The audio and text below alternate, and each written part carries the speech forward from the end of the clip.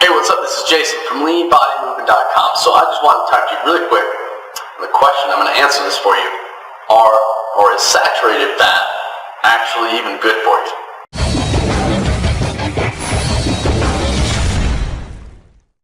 Cool, so this is Jason with LeanBodyMovement.com. Hope you're having a great day.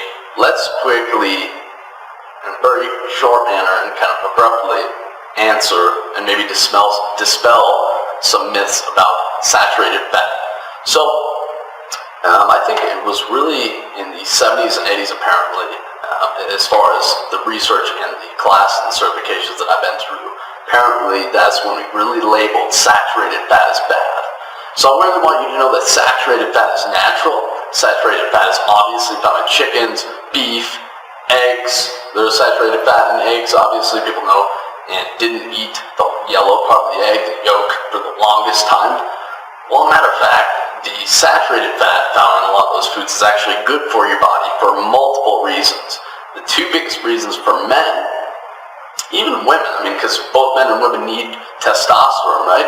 One of the biggest reasons to intake a good, healthy form of saturated fat, and up to, it's kind of almost argued, but in between like 12 and 20 grams of saturated fat per day, and that's a variable number.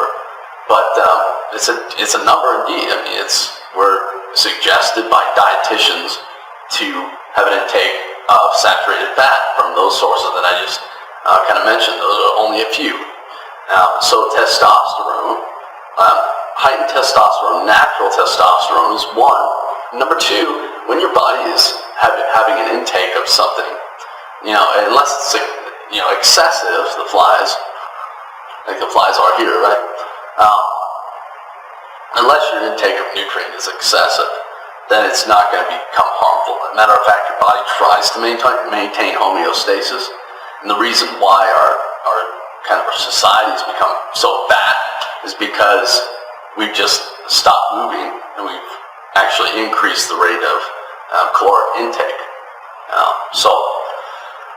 And our habits have gotten worse. I think that's the biggest one, our habits, our snacking habits. So keep that in mind. Saturated fat is really good for you when it had kind of strategically consumed versus kind of just here and there. You're not really knowing what a food contains, or if you're not really paying attention to the fat levels in it. So there's no one ingredient or no one carbohydrate, fats, or proteins that actually make you fat.